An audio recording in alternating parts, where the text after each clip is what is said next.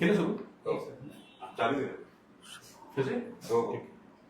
Facebook live सुरू झालं sir आपलं. शुरुआत. हो. लिंक टाकतो. Okay okay.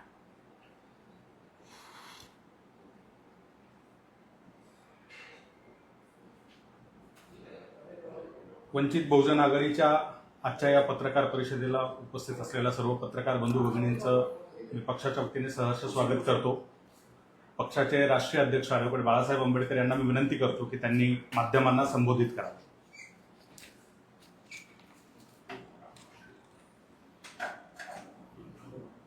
भारत जिस तरह यूएसए से डर रहा है और यूएसए जो कह रहा है अंधाधुंधी तरीके से एग्रीमेंट साइन कर रहा है, उसी तरह से अरुणाचल के बॉर्डर पर तांगसिंग इलाका जो है, उस तांगसिंग इलाके में करीब करीब 2020 जो भारत के हद में और वहाँ के रहने वाले लोग चराई करने जाते थे, अब करीब करीब वो सब इलाका चाइना ने कैप्चर कर लिया है. वहाँ के लोग जा नहीं सकते, आ नहीं सकते हैं.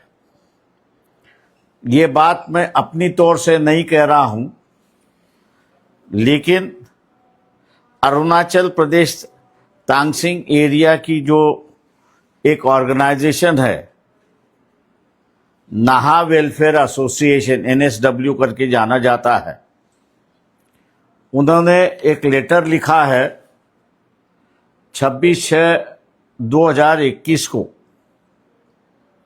और अभी उन्होंने वापस एक 2026 को एक लेटर लिखा है, जिसकी कॉपी मैंने आपको व्हाट्सएप पर भेजी है. कंटेंट उन्होंने लिखा है कि कौन से इलाके में चाइना घुस चुकी है, उसका विवरण उन्होंने दिखा है. ये लेटर जो है उन्होंने डेप्यूटी कमिश्नर अपर सुबांगसारी डिस्ट्रिक्ट दीमापुर अरुणाचल प्रदेश, इनको एड्रेस लिख के पूरे वो जानकारी दी है. जहां तक हमारी जानकारी है, ये बात होम मिनिस्ट्री और डिफेंस मिनिस्ट्री दोनों को बताई गई है, लेकिन दोनों ने वहां पे चुप की साधी है, ऐसा दिखाई देता है. और इसलिए इस पे कई सवाल उठते हैं. पहले सवाल जो है कि जो भारत की भूमि है वो चाइना धीरे धीरे अपनी तरफ ले रही है. इन दो जो इलाका बताया गया है, वो दो इलाके में मिलिट्री इक्विपमेंट्स रखने के लिए जो बंकर होते हैं वो बंकर बनाए गए हैं, और दूसरा सामान आने जाने के लिए, आर्मी को उतारने के लिए जो हेलीपैड चाहिए, वो 2 हेलीपैड वहां पर बना चुकी है जो चाइना के कब्जे में है. ऐसे परिस्थिति में हम लोग उम्मीद करते हैं कि भारतीय जनता पक्ष का जो नेतृत्व है वो इस बार झूठ नहीं बोलेगा, और उम्मीद करते हैं कि उस इलाके के जो मंत्री है किरण रिंचू जी, उनके वहां के इलाके के मंत्री है, वो भी झूठ नहीं बोलेंगे, ऐसे उम्मीद हम लोग वहां पर करते हैं. नरेंद्र मोदी जो लाल आंख दिखाते हैं और अपने 56 इंच का छीना है करके बताते हैं, आज हम उनसे पूछना चाहते हैं कि क्या हुआ, आप ना आंख दिखा रहे हो, ना आपकी 56 इंच की छाती जो है वो कुछ कार्रवाई करना चाहती है वहां पर. ये बात मैं मानता हूं कि सबसे बड़ी बात है, भारतीय जनता पार्टी और आरएसएस जो है राष्ट्रवाद की बात करती है, सुरक्षा की बात करती है, लेकिन जब वहां के इलाके के लोगों ने लेटर भेजा, सरकारी अधिकारियों को भेजा और सरकारी अधिकारियों ने डिफेंस और होम मिनिस्ट्री को भेजा, तो उस पर कोई कार्रवाई नहीं, ऐसी एक परिस्थिति है। और इसलिए सरकार से हम सवाल करते हैं, पूछते हैं कि आपकी कार्रवाई कब होगी, ऐसी एक परिस्थिति है। दूसरा अहम सवाल है, राहुल गांधी से है, लीडर ऑफ द ऑपोजिशन है। लोकसभा राज्यसभा का अधिवेशन शुरुआत होगा। इस राज्यसभा और लोकसभा के अधिवेशन में क्या ये जो अरुणाचल की परिस्थिति है,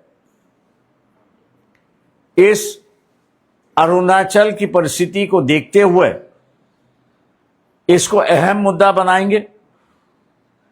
जब तक सरकार जवाब नहीं देती तब तक क्या ये भूमिका आप लेंगे कि हम सदन नहीं चलने देंगे?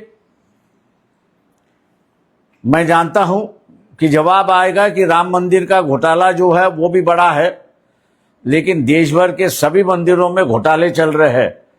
इसलिए किस मुद्दे को तवज्जो देना आज के वक्त में, यह मैं मानता हूं कि डॉक्टर बाबा साहब अम्बेडकर के नाम से हम लोग ने सुनना चाहिए। उन्होंने कहा था कि जब मेरे समाज का सवाल और लोगों का सवाल होगा तो मैं अपने समाज के साथ रहूंगा, लेकिन अगर मेरे समाज का और देश का सवाल आया तो मैं देश के साथ खड़ा होऊंगा। ये एक पॉलिसी जो है उसके मुताबिक हम लोग राहुल गांधी से अपेक्षा करते हैं कि दूसरे मुद्दे बगल में रखते हुए इस सदन में ये जो चाइना की घुसखोरी है, 2 हेलीपैड बनाए गए हैं, उनका इलेक्ट्रॉनिक वॉरफेयर का इंस्ट्रूमेंट्स आ चुके हैं, उस पे बंकर बनाए गए हैं, उनकी वहां पर आर्मी आ चुकी है। क्या इसको अहम मुद्दा इस अधिवेशन में बनाएंगे? मैं उम्मीद करता हूं कि कहीं ना कहीं तो भी इस सरकार के सामने हम झुकते नहीं हैं।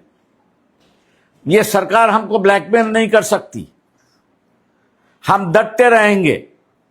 ये दिखाने के लिए राहुल गांधी हो, कांग्रेस हो और तमाम राजनीतिक बीजेपी के विरोधी है या बीजेपी के साथ भी है, उनसे भी हम लोग अपील करते हैं कि देश की सुरक्षिता ये अहम मुद्दा है और इस देश की सुरक्षिता के मुद्दे को लेते हुए पार्लियामेंट अगर नहीं चलती है तो भी नहीं चलती है, उससे कोई फर्क नहीं होता है, लेकिन देश की सीमा सुरक्षित करना ये सबसे बड़ी बात है और उसको महत्व देंगे, ऐसा मैं उम्मीद करता हूं।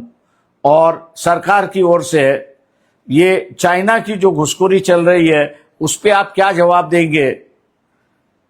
या जिस तरह अमेरिकी की तरफ आप झुक गए हो, उनसे लाचार हो गए हो, क्या उसी तरह आप चाइना के सामने भी लाचार है? इसका खुलासा बीजेपी, आरएसएस और नरेंद्र मोदी ने करना चाहिए।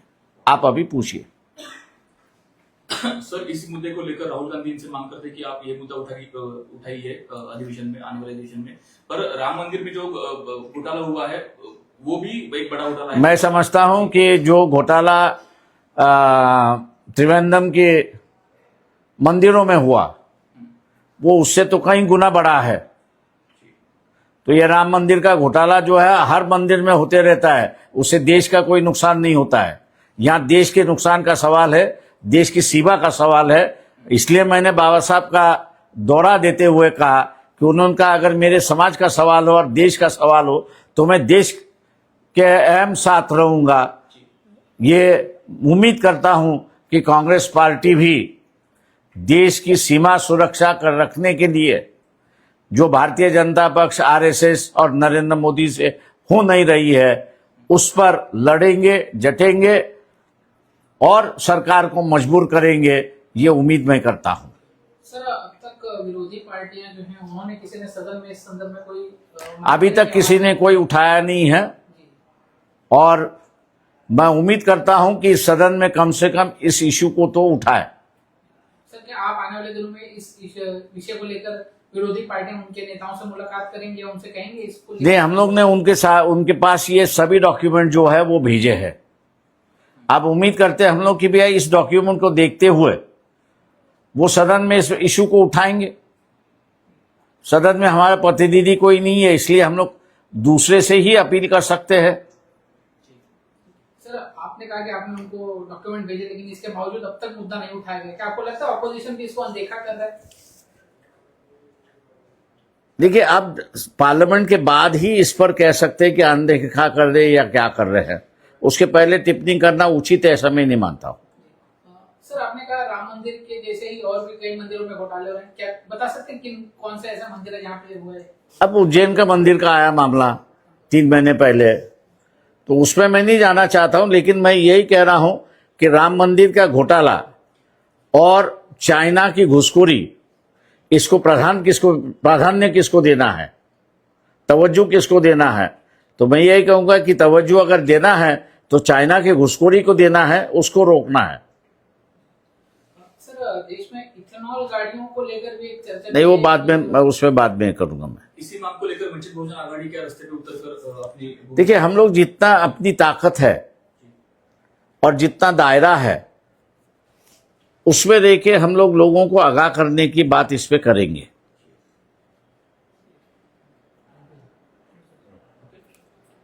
ठीक, थँक्यू व्हेरी मच.